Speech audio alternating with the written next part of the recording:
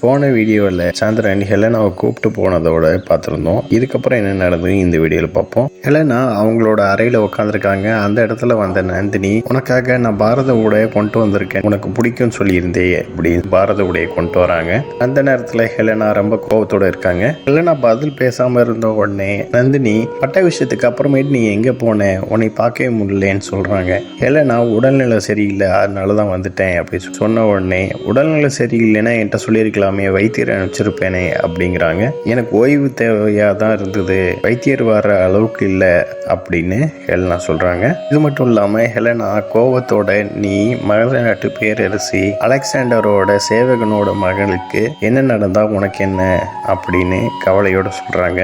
ஏன் ஹெலனா இந்த மாதிரி சொல்கிற, நான் உன்னோட தோழி அப்படின்னு நந்தினி சொல்ல, ஹெலனா இதை சொன்னது மட்டும் இல்லாமல், நீ இப்போ இளவரசி இல்லையே, மலைக்கு ஏதோ திருமணம் செய்ய போறியே, உங்களோட ஜோடியும் அற்புதமான ஜோடி அப்படின்னு ஹெலனா சொல்ல, இதை கேட்ட நந்தினி கவலையோட ஆமான்னு சொன்ன உடனே, நீ மலைக்கேதோட மனசுல இருக்கிறப்ப வேற ஒரு பொண்ணு வரமாட்டா, நீ தான் கடைசி வரைக்கும் அப்படின்னு மலைக்கேது சொல்லியிருப்பாரு அப்படின்னு ஹெலனா சொல்றாங்க. இதை கேட்ட நந்தினி, எனக்கு எப்படி தெரியும் அப்படிங்கிறாங்க.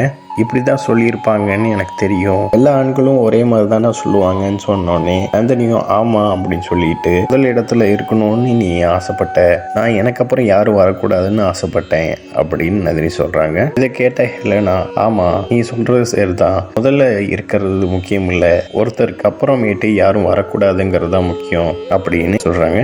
உன்னோட ஆனந்தத்தை கண்டு நான் மகிழ்ச்சி அடைகிறேன், நீ தவறா எடுத்துக்காத, எனக்கு இப்போ ஓய்வு தேவை அப்படின்னு ஹெலனா சொன்ன உடனே சரின்னு சொல்லிட்டு நந்தினி அந்த இடத்த விட்டு போறாங்க. போறதுக்கு முன்னாடி இந்த பரிசு பொருளை வச்சுக்கோ அப்படின்னு சொல்லிட்டு போறாங்க. நந்தினி போன உடனே ஹெலனா கோவப்பட்டு அந்த பரிசு பொருளை தூக்கி எறிகிறாங்க.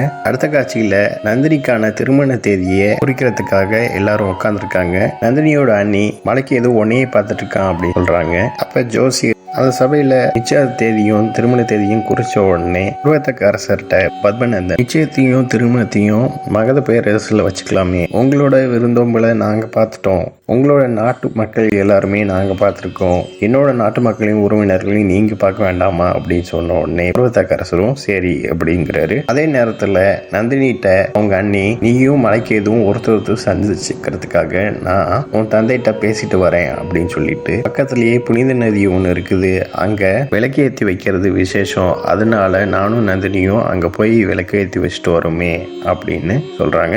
பத்மநாதன் சொல்றது என்ன, இன்னைக்கு இரவு நம்ம கிளம்பணுமே அப்படின்னு சொன்னோன்னே, கிளம்புறதுக்கு முன்னாடி நாங்க இதை செஞ்சுட்டு வந்துடுறோம் அப்படின்னு நந்தினியோட அண்ணி சொல்றாங்க. சரின்னு சொல்லிட்டு தனநந்தனை போக சொல்றாரு. அதுக்கு அவங்க அண்ணி, இவர் வேண்டியது இல்லை, பாதுகாப்பு தேவையில்லை, ஒரு முக்கியமான விஷயத்துக்காக தான் போறோம், அதனால இளவரசர் மலைக்கேது வேணா கூப்பிட்டு போறோம் அப்படின்னு அவங்க அண்ணி சொன்ன உடனே சரி நான் வரேன் அப்படின்னு மலைக்கே சொல்றாரு. பத்மநந்தனும் அனுமதிக்கிறாரு. அடுத்த காட்சியில ஹெலனா சந்திரனை கூப்பிட்டு, நாளைக்கு நம்ம கிரேக்க முகாமுக்கு போகணும் அப்படிங்கிறாங்க. சரின்னு சொல்றாரு. அந்த நேரத்துல நந்தினியோட அண்ணியும் மலைக்கு எதுவும் விளக்கு போடுறதுக்காக போறாங்க.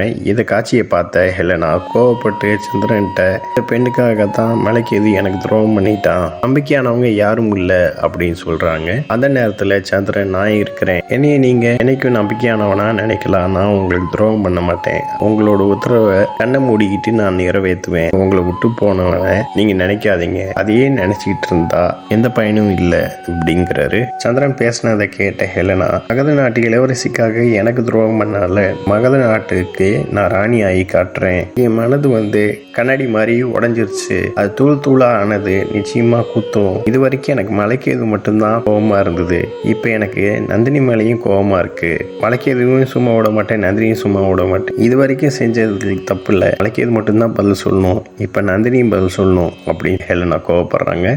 இதோட இந்த எபிசோட் முடியுது. நெக்ஸ்ட் எபிசோடில் பார்க்கலாம். இந்த சேனல் சப்ஸ்கிரைப் பண்ணுங்கள், அண்ட் பெல் பட்டனையும் ப்ரெஸ் பண்ணுங்கள், லைக் பண்ணுங்கள், ஷேர் பண்ணுங்கள். தேங்க்யூ.